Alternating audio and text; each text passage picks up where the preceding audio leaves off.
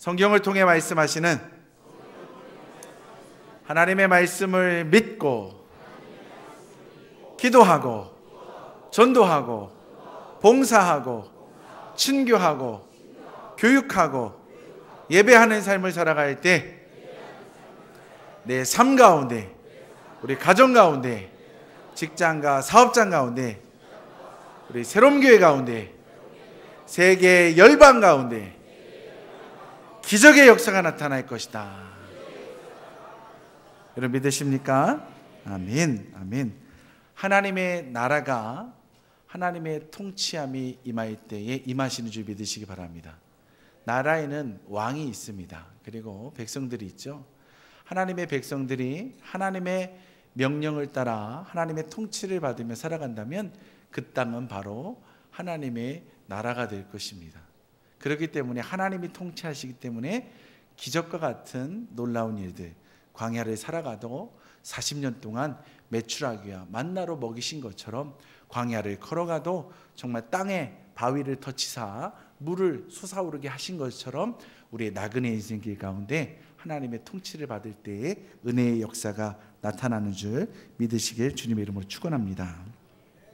오늘 저는 하나님 나라의 증언자들이라는 제목으로 말씀을 전하려고 합니다. 오늘은 사도행전의 마지막 장입니다. 하나님께서 우리 교회로 하여금 지난 1년 동안 사도행전의 말씀을 함께 묵상하고 또 함께 나누면서 하나님이 세우신 교회, 하나님이 통치하시는 교회의 모습들이 어떠했는지, 그리고 그 통치에 따라갔던 주님의 백성들의 삶이 어떻게 인도되었는지를 한 장 한 장 넘겨가면서 말씀을 나누었습니다. 사도행전 말씀을 전하면서 저는 사도행전적 교회라는 단어를 여러분들에게 소개를 했습니다. 하나님이 통치하시는 사도행전적 교회의 모습을 우리가 회복할 수만 있다면 우리 교회는 정말 빛과 소금으로 이 세상을 짊어지고 나아갈 수 있겠다. 정말 1년 동안 인내하면서 주의 말씀에 귀를 기울이고 오늘 이 자리까지 왔을 때에 하나님이 우리의 수고로우심을 다 들으시고 응답해 주시는 줄 저는 믿습니다. 여러분, 사도행전의 역사를 보면 하나님이 약속을 주십니다. 너희는 여기를 떠나지 말고 내가 보내줄 성령을 기다려라.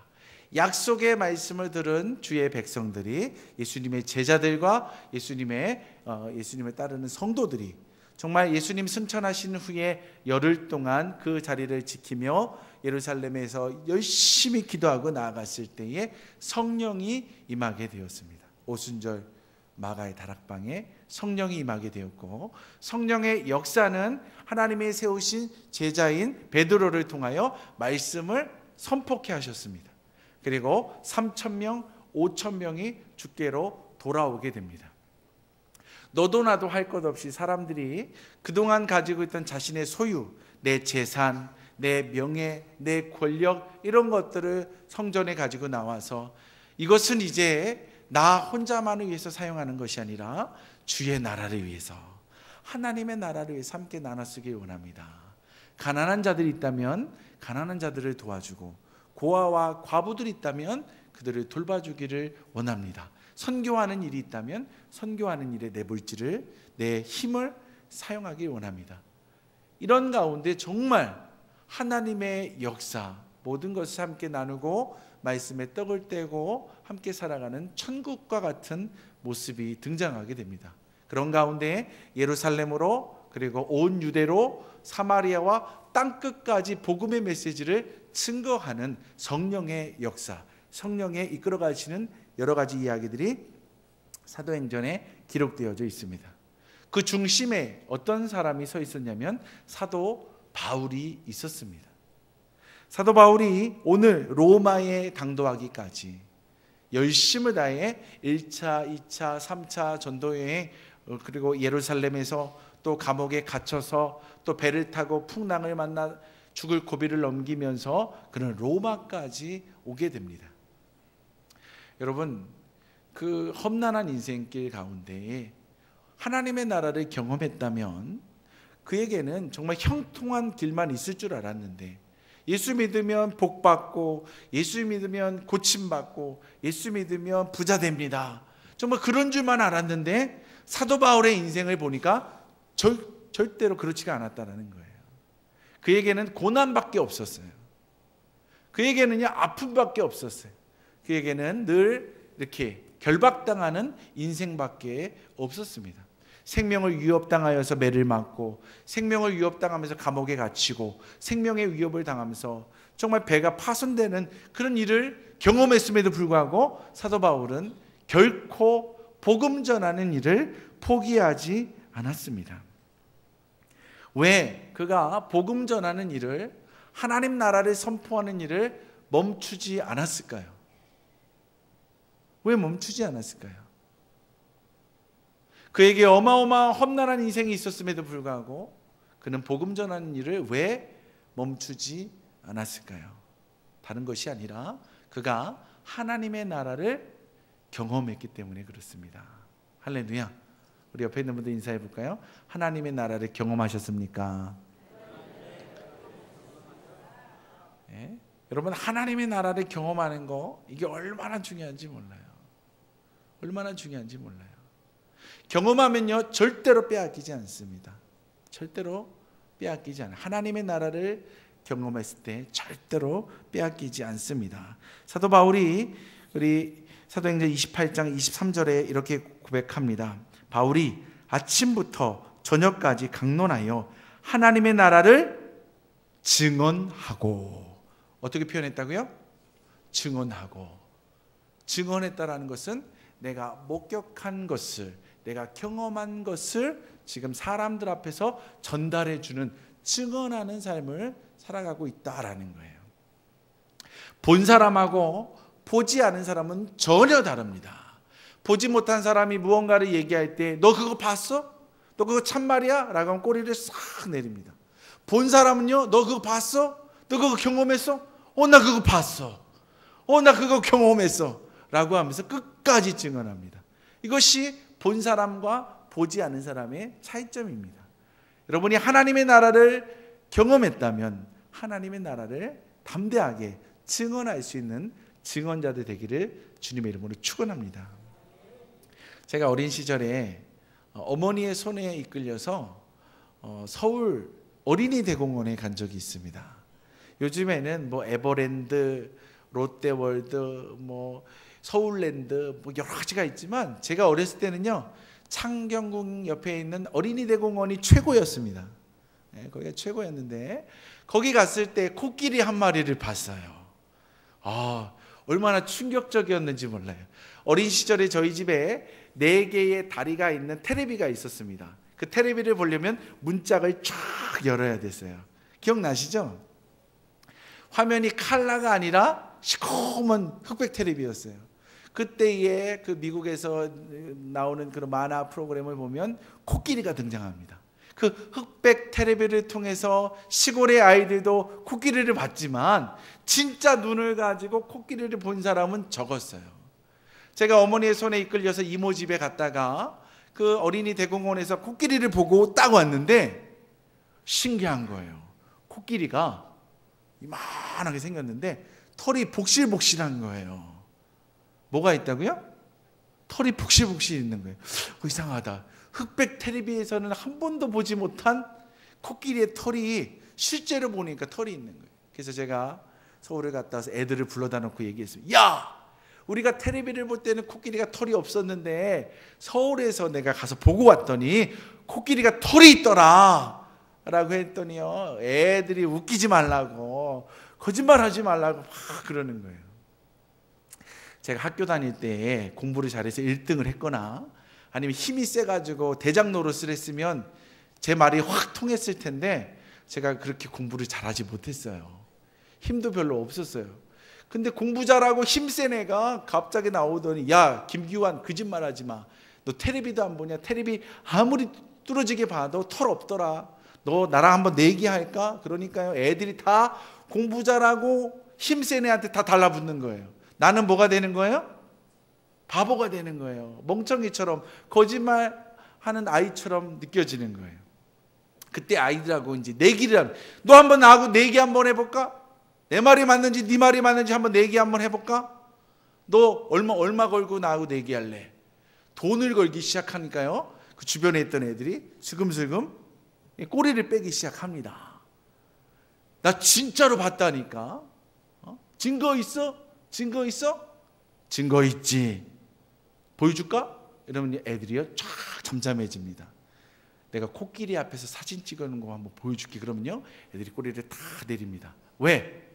실제로 보지 않았기 때문에, 실제로 경험하지 않았기 때문에 너 진짜야? 확실해? 라고 물어보면 꼬리를 내리는 거예요.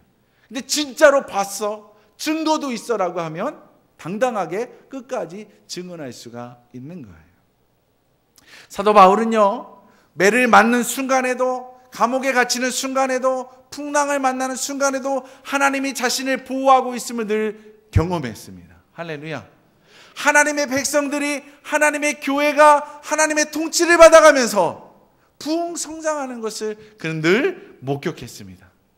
그래서 그는 하나님의 사람들에게, 유대인들에게, 그리고 이방인들 앞에서 하나님의 나라를 증언할 수가 있었던 것입니다. 증언하는 삶, 목격한 자만 담대하게 할 수가 있는 것입니다. 눈에 보이지 않는 하나님, 눈에 보이지 않는 하나님의 나라가 있지만 우리가 믿음 안에서 믿음의 눈을 들면 하나님이 보이고, 할렐루야, 믿음의 눈을 들면 하나님의 나라가 우리 앞에 임재하고 있음을 경험하게 되는 줄 여러분 믿으시길 주님의 이름으로 축원합니다. 이 중에서는요, 하나님의 나라를 경험한 정말 목격자들, 증인들이 있는 반면에 하나님의 나라를 목격하지 못한 사람들도 있을 수도 있습니다. 왜 그런가 생각해 보니까 우리나라에 아픔이 좀 있기 때문에 그래요. 서울의 가장 큰 교회 사랑의 교회의 원로 목사님이셨던 옥하는 목사님이 죽음을 앞두고 마지막 이제 회고를 하기 시작하는데 자신의 인생길 가운데 가장 후회스러웠던 것이 무엇인가? 그 중에 한 가지를 뽑는다면 바로 값싼 복음을 전했던 것이다라는 거예요. 뭘 전했다고요? 값싼 복음을 전했다는 거예요. 로마서 10장 말씀, 제가 묵도할 때 읽었던 말씀입니다. 로마서 10장 9절 말씀, 13절 말씀 제가 한번 읽어드리겠습니다. 내가 만일 내 입으로 예수를 주로 시인하며 또 하나님께서 그를 죽은 자 가운데서 살리신 것을 내 마음에 믿으면 구원을 받으리라. 자, 입으로 예수를 주로 시인하면, 마음으로 믿으면 구원을 얻으리라. 13절 말씀, 누구든지 주의 이름을 부르는 자는 구원을 받으리라. 이 말씀을 보면 여러분, 우리가 입술로 시인하여서 예수를 고백하는 줄 믿으시기 바랍니다. 맞죠? 그리고 우리가 마음으로 믿어서 구원에 이르게 되는 줄 여러분 믿으시기 바랍니다. 우리는요, 우리의 행위를 통해 구원받는 게 아니에요. 전적인 누구의 은혜입니까? 100% 하나님의 은혜의 옷을 덧 입은 자만이 구원을 얻을 수가 있는 거예요. 그런데 말로 들으면 전혀 문제가 없는데, 우리나라의 정서상 이 메시지 때문에 우리나라의 성도들이 하나님의 복음의 메시지를 값싸게 들었다라는 거예요. 값싸게 들었기 때문에 책임 있는 행동을 안 하는 거예요. 제가 일본에 살 때에 함께 이렇게 마주 앉아서 이렇게 사역했던 목사님이 박필현 선교사님입니다. 지난번에 우리 교회 오셨죠? 그분이요, 어마어마한 자료를 가지고 있어요. 정말 인터넷 그 자료가 도서관보다 더 많은 것 같아요. 너무 부럽더라고요. 야, 어떻게 저 자료를 다 모았을까? 좀 주면 안 되냐고. 목사님 좀 하나만 주세요. 안 줘요. 절대로 안 줘요. 아, 목사님 좀 주면 안 돼요? 안 준다는 거예요. 왜 안 주냐? 공짜로 받으면 안 사용한다는 거예요. 공짜로 받으면 귀한 줄 몰라서 사용하지도 않고 그냥 썩혀버린다는 거예요. 절대로 안 주더라고요. 요번에 오셨는데, 요번에 오셔서 만나니까 자료가 더 많아요. 어마어마하게 많아요. 안 주더라고요. 자료 좀 주세요. 안 줘요. 목사님 꼭 좀 주고 가세요. 그랬더니 요번에는 주고 가시더라고요. 잘 사용하시라고. 그래서 대가를 지불해야지 쓰는 거지, 대가를 지불하지 않으면 안 된다고. 그래서 제가 대가를 지불했습니다. 선교비 조금 드리고, 책값으로 환산하면 한 1,000만 원 정도 되는 책값의 양을 제가 선교비 조금 드리고 다 받았어요. 그리고 지금 열심히 사용하고 있어요. 여러분, 대가를 지불하는 삶과 대가 없이 받는 삶하고는 전혀 다릅니다. 전혀 달라요. 우리 예수 믿는 사람들에게 이 복음의 메시지를 전하기 시작합니다. 예수 믿으세요. 입으로 시인하세요. 그러면 천국이 임합니다. 우리가 복음 전할 때 쓰는 메시지예요. 누구든지 주의 이름을 부르는 자는 구원을 얻는다고 했습니다. 일단 입으로 고백해요. 보증수표처럼 천국을 따놓고 살아야 되는 거 아닙니까? 지금 술 마시고 있다 해도, 범죄하고 있다 해도, 거짓말하고 있다 해도 일단은 천국 가야 되는 거 아니냐고, 치맛자락 붙잡고 당신 천국 가야 되는 거 아니냐고 먼저 입술로라도 고백하라고 라고 하면서 사람들에게 고백하고, 우리 남편, 우리 아내, 우리 자녀들 그래도 입으로는 고백했습니다. 구원받았습니다 라는 거예요. 이렇게 복음을 전하기 시작했고, 이렇게 한국교회가 성장하기 시작했다라는 거예요. 근데 교회들마다 10,000명 모입니다 라고 해서 10,000명 모이는 교회 가봤더니 10,000명이 안 모여요.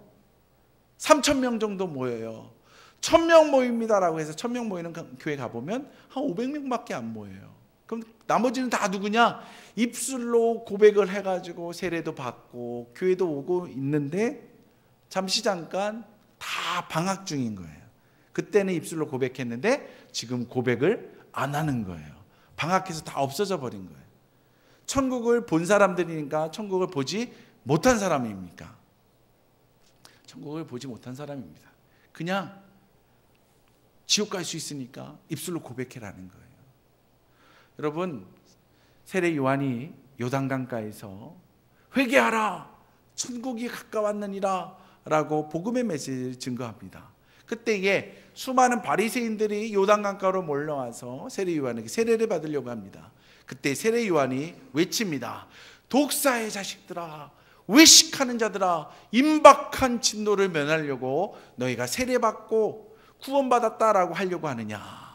이 말이 뭐냐면요, 지금 회개하지 않으면 지옥에 갈 수 있다라고 하니까 벌벌벌 떨면서, 그러면 요한에게 세례만 받으면 천국 가는 거야? 보험은 하나 드러나야 되지? 그러면서 왔다라는 거예요. 세례 요한이 열심입니다. 진정으로 회개하여 돌이켜 주님께로 돌아오지 않는다면 그의 인생은 하나님 나라의 인생이 아니다라는 거예요. 온전한 구원을 얻으라라는 거예요. 옥하는 목사님이 너무 값싸게 그냥 임박한 그 세상에 정말 구원받아야 되지 않겠냐라고 하면서 전도대원들에게 입술로 고백만 하십시오, 그러면 예수 믿으면 천국에 갑니다라고 너무 값싸게 복음을 전하였다라는 거예요. 여러분, 예외적인 상황도 있습니다. 지금 병원에서 임종을 맞이하는데 예수를 안 믿어요. 그런데 그에게 복음의 메시지를 증거해서 정말 그가 입술로 시인하여서 나 예수님 믿겠습니다라고 아멘하고 영접기도 하고 정말 천군 천사들을 맞으면서 천국에 간다면 문제가 없습니다. 근데 무엇이 문제냐? 우리는 예수를 주로 시인했음에도 불구하고 죽는 게 아니라 이 땅을 살아가야 된다라는 거예요. 이 땅에 살아가야 돼 남은 시간이 어마어마하게 많이 남아있다라는 거예요. 그때 진정으로 그가 마음과 생각을 다하여서 뜻을 다하여서 행동을 돌이킬 만큼 예수를 시인했냐라는 것입니다.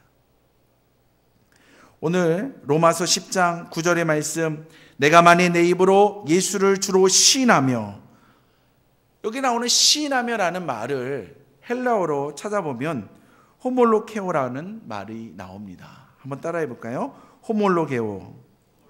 호몰로게오라는 말은 이게 법적인 계약에 사용되는 언어입니다.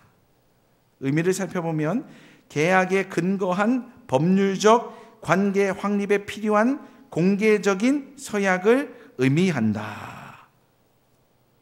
서약하는 거예요. 내가 시인한다라는 것은 그냥 단순하게 입으로 나 믿어 이렇게 시인하는 게 아니라는 거예요. 사인한다라는 거예요. 법적으로 사인한다는 거예요. 내가 입술로 시인한 이것은 법적인 효력이 있는 것입니다. 그 말은 무엇이냐? 지금까지는 내가 내 뜻대로 살아왔지만, 망하는 인생을 살아왔지만, 이제 내가 구세주 되신 예수님을 만나서 죄 용서함을 받고, 이제는 예수님이 통치하시는 하나님 나라의 말씀을 따라서 순종하며 주님의 백성답게 살겠습니다라고 서약하는 거예요.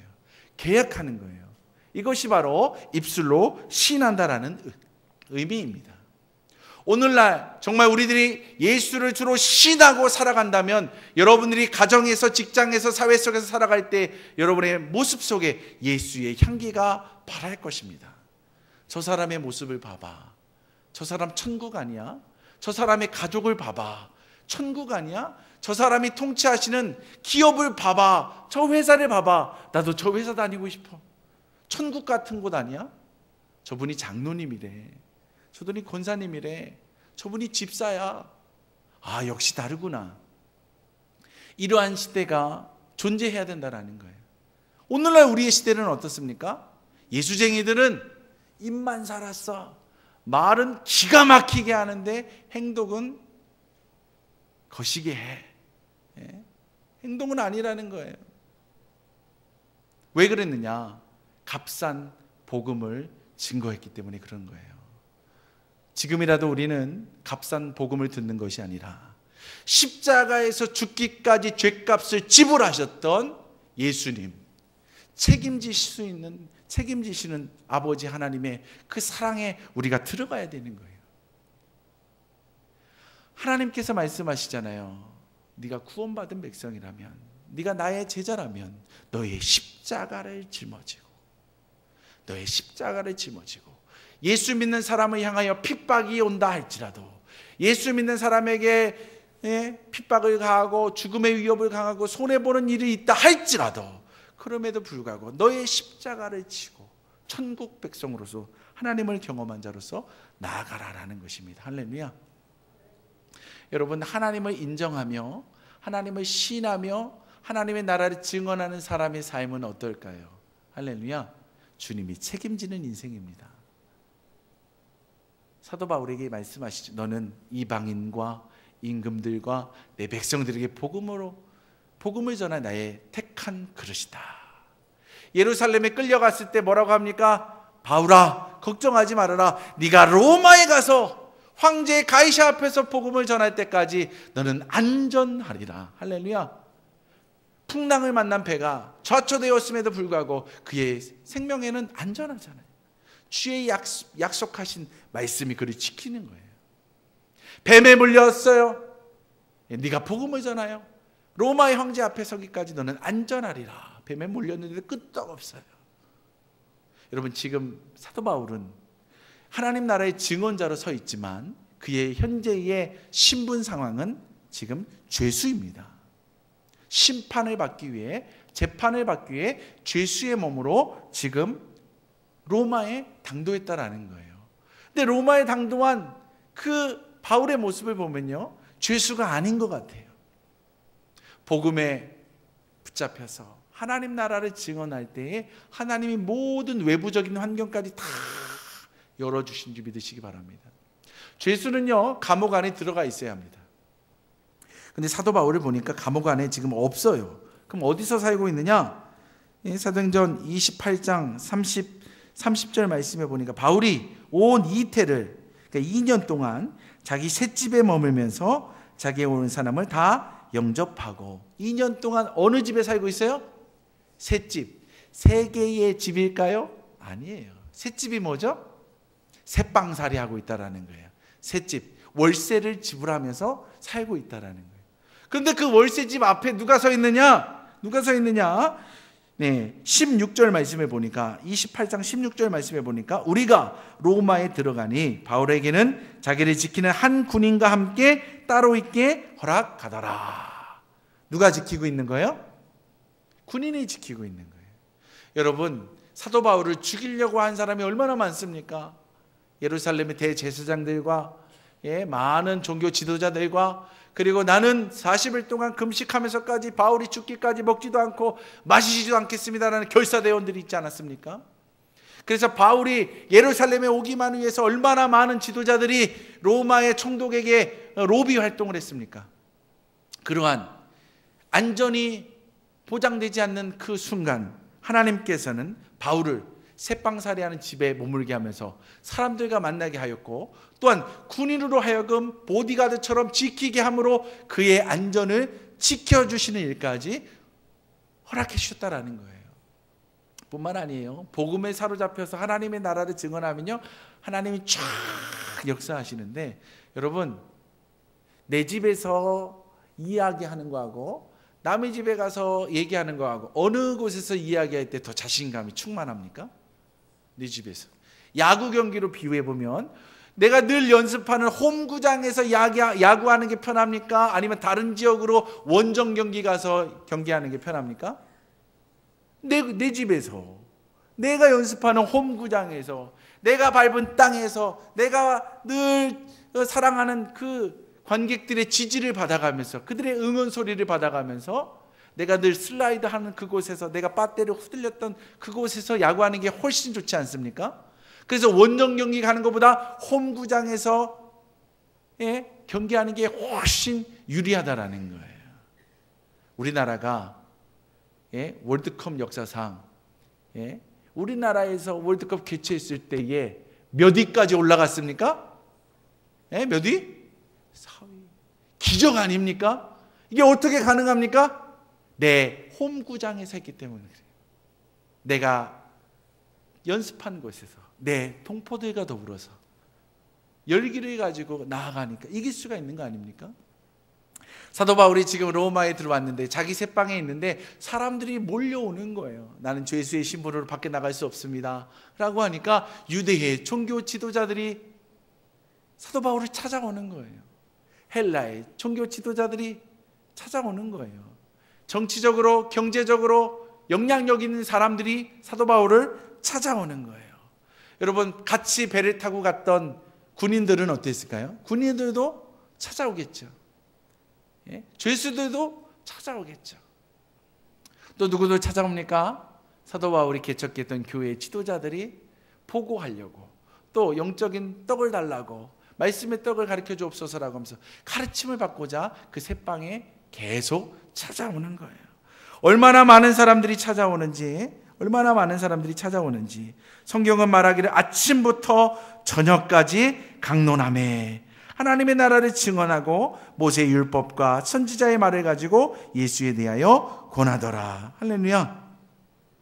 아침부터 저녁까지 전했다라는 거예요.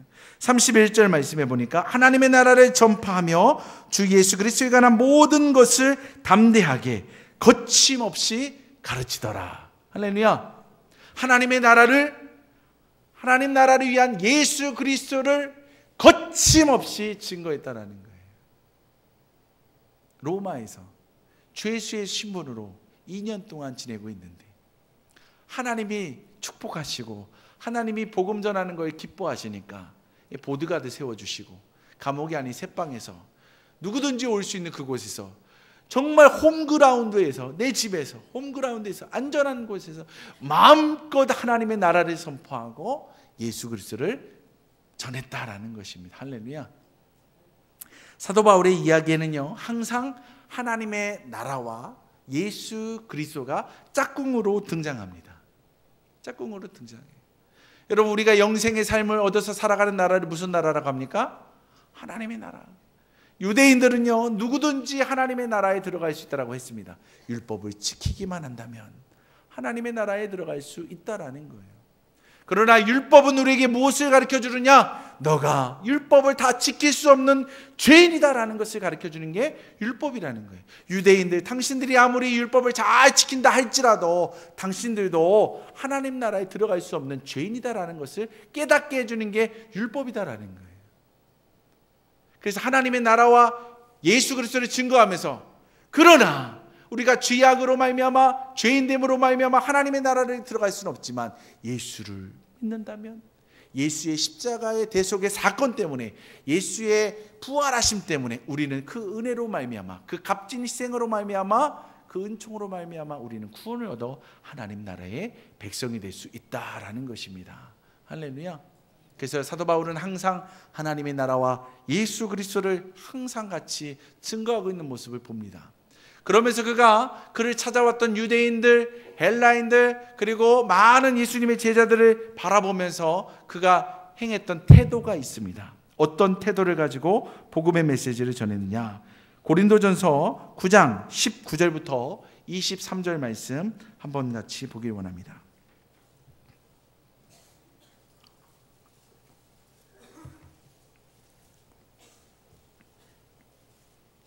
고린도전서 9장 19절부터 23절까지 말씀입니다. 제가 한 절 읽고 여러분이 한 절 읽고 교독합니다. 내가 모든 사람에게서 자유로우나 스스로 모든 사람에게 종이 된 것은 더 많은 사람을 얻고자 함이라.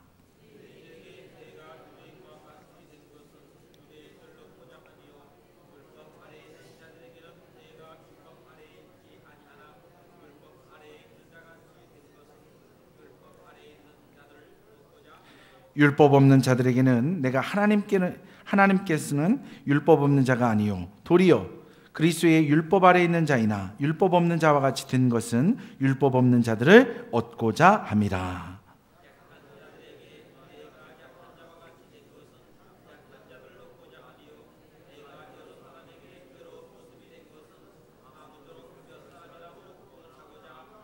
함께 읽습니다. 내가 복음을 위하여 모든 것을 행함은 복음에 참여하고자 함이라. 할렐루야. 그가 새방에 살면서 그가 많은 다양한 사람들에게 하나님의 나라의 메시지를 전했을 때 유대인들이 오면, 유대인들은 뭐에 익숙한 사람입니까? 율법에 익숙한 사람이잖아요. 율법을 잘 지키며 율법의 사람으로 하나님의 사랑을 완성해가는 사도 바울의 모습을 갖추면서 율법을 지키는 유대인들에게 복음을 전하면서 그들이 필요로 하는 예수 그리스도로 말미암아 온전한 구원, 하나님의 나라를 소개하고 있다는 거예요. 헬라인들은 율법 없이 살아온 사람이기 때문에 율법의 잣대를 대면 11조 해야 돼, 주일 성수해야 돼. 나 어떻게 예수 믿어? 못 믿어. 처음부터 너무나 많은 잣대로 인해서 그들에게 어려운 것이 주기 때문에 율법이 없는 사람들에게는 낮아진 모습으로 그에게 다가가서 순수한 복음의 메시지로 그들의 마음을 사로잡아서 예수의 구원의 길로 인도해 왔다라는 거예요. 그는 늘 복음을 위해서, 하나님 나라의 백성들을 구원하는 일 위해서 늘 종의 모습으로 살아가고 있다라는 것입니다. 할렐루야. 여러분, 사도 바울은 하나님의 명령에 순종하여서 성령의 음성을 들어가면서 하나님의 말씀에 떡을 떼며 나아갔을 때 하나님의 나라가 경험되는 것을 경험했습니다. 예루살렘과 온 유대와 사마리아 땅끝까지 지금 나아가면서까지 복음을 증거하는 모습을 갖추고 있습니다. 우리 교회도 이 시대를 살아가고 있지만 사도행전의 마지막 장 28장이 끝난다면 끝난 것이 아니라 다시금 29장에 새로운 사도행전을 써가야 되는 줄 저는 믿습니다.